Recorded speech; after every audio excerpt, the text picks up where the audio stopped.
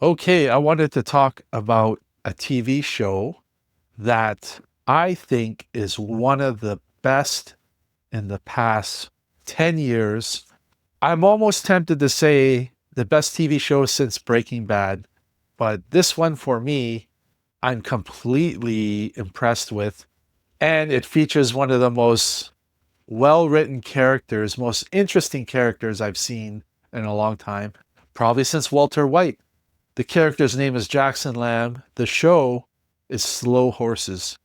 So, Slow Horses is on Apple TV. The quality, like Apple TV doesn't have too many shows and too many movies, but the quality of what they do is really high. I would say out of all the streaming services, they've got the best quality.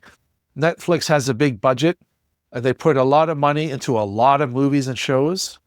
Apple TV has a lot of money, but they put a lot of money into a smaller amount of shows and the quality is way up there. There's some really good shows on there. But this one, it blew me away. So if you go to Apple TV and you look at the top shows like the 1 to 10, of course, right now Severance is on there. Further down the line was Slow Horses. So I thought, let's watch this.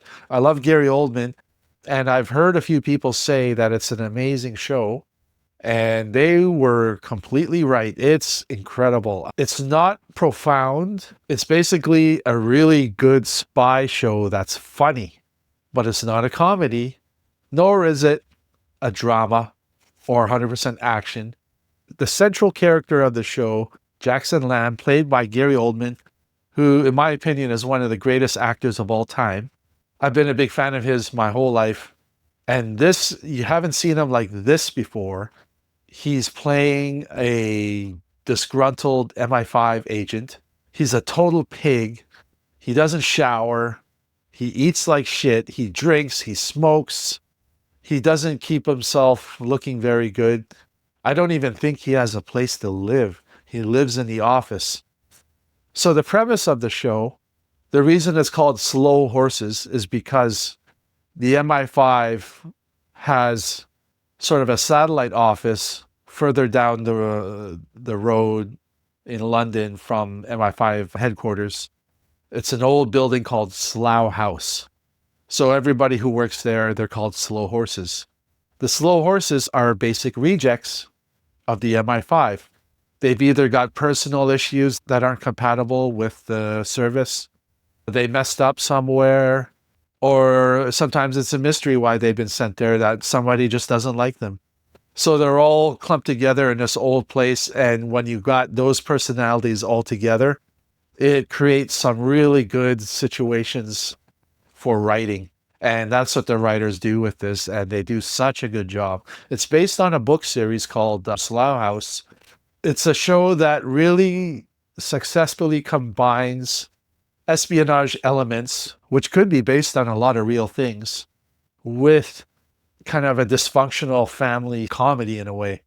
But it's never silly and it's never too serious. It's that perfect balance of really good, intriguing spy thriller with some moments that are just so funny. And most of it is because of the character of Jackson Lamb. He's such a horse's ass to everybody he works with.